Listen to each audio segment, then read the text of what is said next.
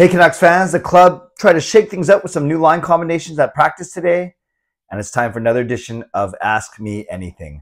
I'm Canuck Clay, and this is my Canucks take all in one take. It's Clay's Canucks commentary for Sunday, October the 16th. If you're new, here's what you should do. Hit the subscribe button now for daily Canucks insight that's positive, timely, and trustworthy. And don't forget to join me tonight at 10:30 p.m. for my weekly Sunday night live stream right here on YouTube. Again, 10:30 Pacific time. Before I get to your questions, let's talk about the Canucks a little bit. Let's talk about their practice today. And I didn't get a chance to vlog yesterday. I was busy attending a wedding, taking Gail to the ER between the wedding and the wedding reception. She's fine, thank you. Dislocated toe, as many of you saw on social media. And then I ended up emceeing the wedding reception last night. So needless to say, I only got a chance, I only got to watch a bit of the game in between the wedding reception, and didn't get a chance to vlog about it. But very similar story. Actually, similar story to Edmonton in that they got out to an early lead and couldn't hold on to it, then gave up a goal in the last 6 or 7 minutes. However, they played much better in the Edmonton game, and I don't think they played very well yesterday against Philadelphia. So they have a chance to right the ship tomorrow when they play game number 3 of the season against Alex Ovechkin and the Washington Capitals.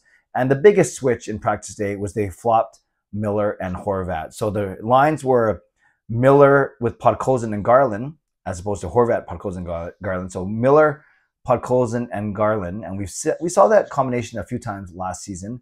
Second line was still Pettersson with Kuzmenko and actually Lazar. So there's another change. Lazar moves up to the second line, replacing Hoglander. So it was Pettersson, Kuzmenko, Lazar / Mikheyev. Mikheyev should be ready sometime this trip, but he might not be ready as early as tomorrow.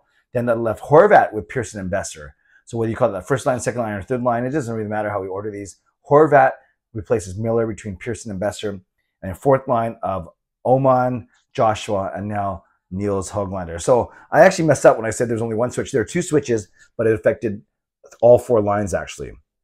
So Miller and Horvat switch, and then Lazar and Hoglander switch. So yes, the end result is Miller between Podkolzin and Garland, Horvat between Pearson and Boeser, PD with Kuzmenko and Lazar / Mikheyev, and then Oman, Joshua, and Hoglander.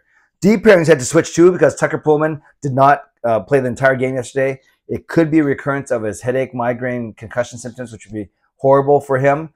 But I predicted that you put Hughes on the right side, but instead they moved Stillman over to the right. So now you still have Hughes and Schenn, you have OEL and Burrows, and you have Rathbone and Stillman. So the notable there, Stillman goes to the right, and Rathbone draws in now with Dermott and Myers already out. I actually thought they were going to go OEL Hughes, load up that top line, then go Rathbone Schenn, because then you only really replace Hughes with Rathbone, and then you can keep Stillman with Burrows. But I think they want to spread out OEL and Hughes and make sure that they don't have all their eggs in one basket, so to speak. And then on the power play, the second unit, you had Podkolzin on that instead of Hoglander. So you had Podkolzin in front of the net, Pearson in the bumper, Boeser and Garland on either side, and OEL up top. Whereas the first line, the first unit, which they probably should switch, is Hughes with Miller, Horvat, Pettersson, and Kuzmenko. So we'll see what happens tomorrow. We'll see if that's how they line up, but it probably, because they usually play how they practice, so to speak. So let's get to your questions now. Some really good questions as always. And the first one comes from Hall of Fame member Carol Bovelander. Says, "Hi Clay, my question is Mikheyev. I don't know if I'm saying his name right. Come back sooner or later. Who is he going to replace and on what line?" Great question. I actually thought Mikheyev was going to play yesterday against Philly, but Boudreau said he's not just ready yet. So I don't know if that means tomorrow or if that means on Tuesday or maybe after that. So I think when Mikheyev comes in, he'll play with Pettersson and Kuzmenko. So when Mikheyev comes in, again, could be Monday, Tuesday, or Thursday, he will come in likely with PD and Kuzmenko, and that would likely mean then Lazar, even though he was practicing on that line, would drop back to the fourth line. Then I think Nils Hoglander gets scratched. So given the changes, it could be something like Miller with Podkolzin and Garland, Horvat, Pearson, Boeser, Pettersson, Kuzmenko, Mikheyev, then a fourth line of Oman, Joshua, and Lazar with Hoglander as the 13th forward. That's what I would do. Eli says, if you got to create one, what would be your design for your custom goalie mask? Oh, that's a really good question. I mentioned before, I'm not really big on goalie mask designs. I appreciate a good looking one, but I don't really get into it, who's got what and meanings and da-da-da. But if it were me, I think I would do it like my bowling jersey, which I've shown on the stream before, on this channel before, is it'd probably have some sort of musical reference. I don't know if you have a lot of goalies that have a piano on there or music note. Maybe not a piano, but maybe a piano or maybe a music note. I think that's what I would do, and maybe something having to do with my faith as well. So perhaps a cross or something like that. So maybe a cross on one side and a music note on the other side. Speaking of music, Roadster Gaming says, when is the next song coming? That's a really good question. I've met with Marie a couple times over the summer. I met with her socially, not to plan anything. And we've joked around about, not even joked around, we've started to talk about songs and music. And then we're at a point, more so me than her, was I'm not sure if I'm getting too old for it, quite frankly, because I'm 48 years old. And they were fun for a while. They're still fun now. We still did 2 last year. We did Skate by Bruno Mars and then Ariana Grande's Santa Tell Me for Boudreaux Tell Me when Boudreaux came in. And those 2 were really well received, but then the team didn't really do that well, so then we didn't really do much more than that.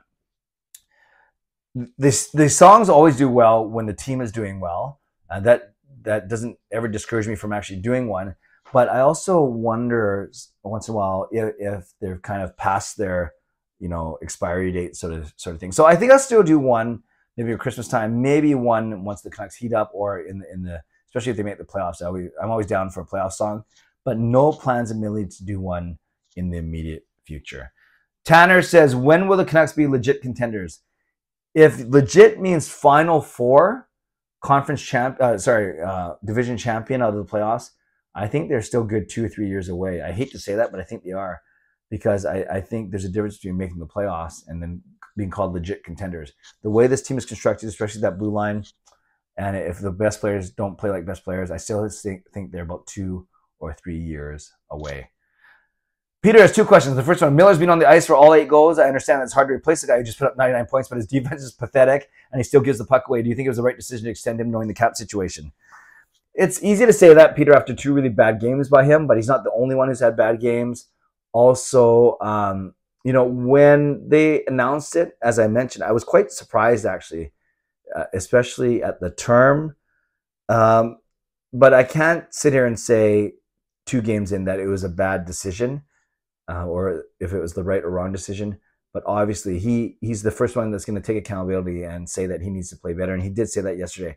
So I reserve judgment for now. But yeah, if he has a tough season this year, we have 7 more years of that. So, but I'm hopeful, and I really think that he'll work his way out of it.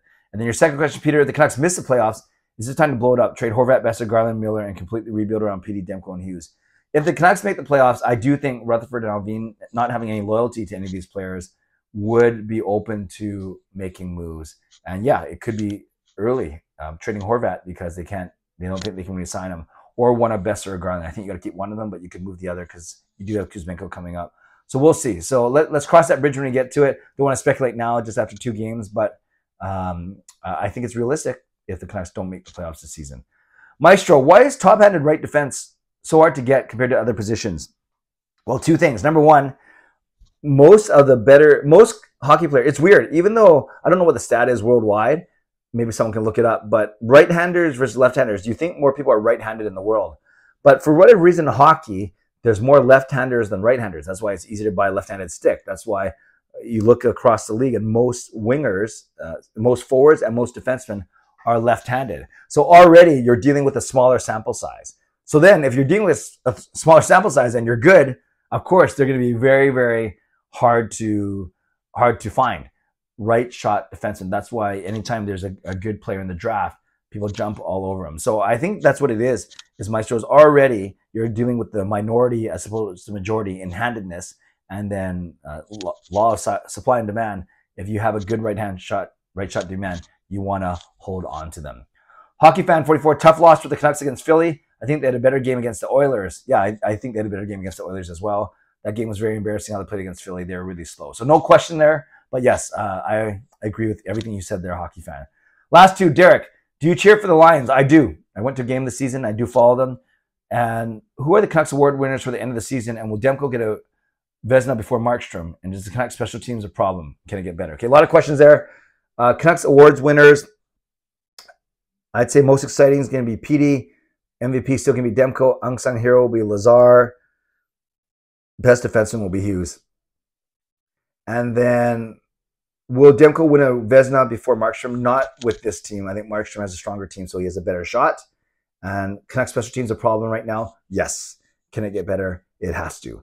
And Joe says, do you think Rourke can make it back for the playoffs? What are our chances if he can't? So we're talking about the BC Lions. I do think Rourke can make it back for the playoffs. Everything I've read and heard says he's aiming for that.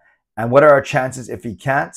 Well, we'll make the playoffs because we're that far ahead in the standings, but I don't like our chances. Although we just beat Winnipeg on the weekend, so that gives me hope a little bit. But we'll see as we get closer to the playoffs. But it'll be great. Obviously, a huge advantage if Rourke is able to come back.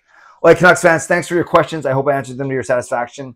And as always, leave a comment, and you can react to any of my answers to those questions. Tonight, 10:30 p.m., I hope to see you on my live stream right here on YouTube. Shout out to my sponsors, Vancity Experts Real Estate, Perform and Transform, Personal Training, Weight Loss. Thank you, legendary Lucas Gates, legendary Justin Credible, legendary Andrew Chang, Hall of Fame and franchise members. And thanks to all of you for watching. Subscribe if you'd like to. Like this video if you'd like to. Become a member or upgrade your membership if you'd like to. Leave a tip, a super thanks if you'd like to. And leave a comment down below if you'd like to. Again, see you at 10:30 p.m. Have a great rest of your Sunday. God bless, and go Canucks go.